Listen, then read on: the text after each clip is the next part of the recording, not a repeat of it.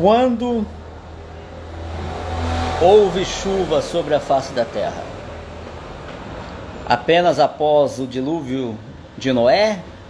Ou antes do dilúvio de Noé a humanidade já conhecia o que era chuva? Acredito que a maioria vai responder que só houve chuva após o dilúvio de Noé. Será que isso é verdade ou é mito? O que a Bíblia fala sobre isso? Será que a primeira menção da chuva realmente é no dilúvio de Noé para frente? Ou não? O que você acha?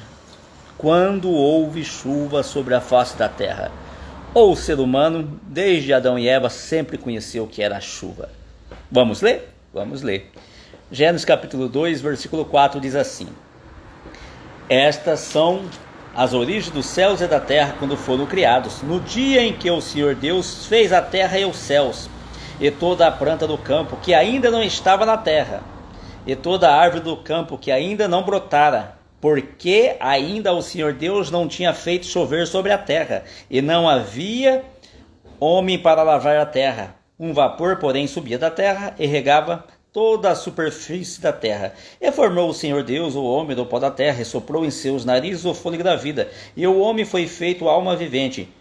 E plantou o Senhor Deus um jardim no Éden, da banda do Oriente, e pôs ali o homem que tinha formado.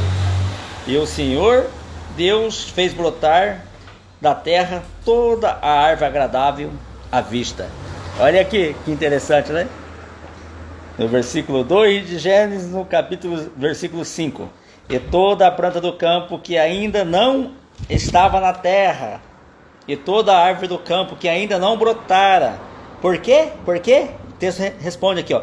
Porque ainda o Senhor Deus não tinha feito chover sobre a terra, e não havia o homem para lavrar a terra.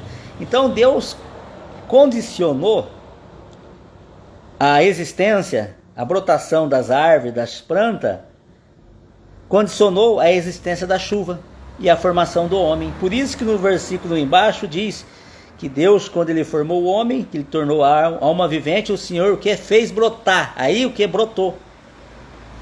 As árvores, a vegetação brotou. Então, desde Gênesis, desde a formação do homem, Adão já conhecia o que era chuva, tá? O texto é muito claro. O único motivo porque na época ali, antes de formar o Adão, o Deus ainda não tinha feito brotar a vegetação, é porque ainda o texto diz, porque o Senhor ainda não havia feito chover sobre a face da terra e não havia ainda criado o homem para lavrar a terra. Então, desde Adão já existia chuva. Então, a primeira incidência de chuva não foi no dilúvio de Noé, tá? O ser humano já conhecia bem o que era chuva.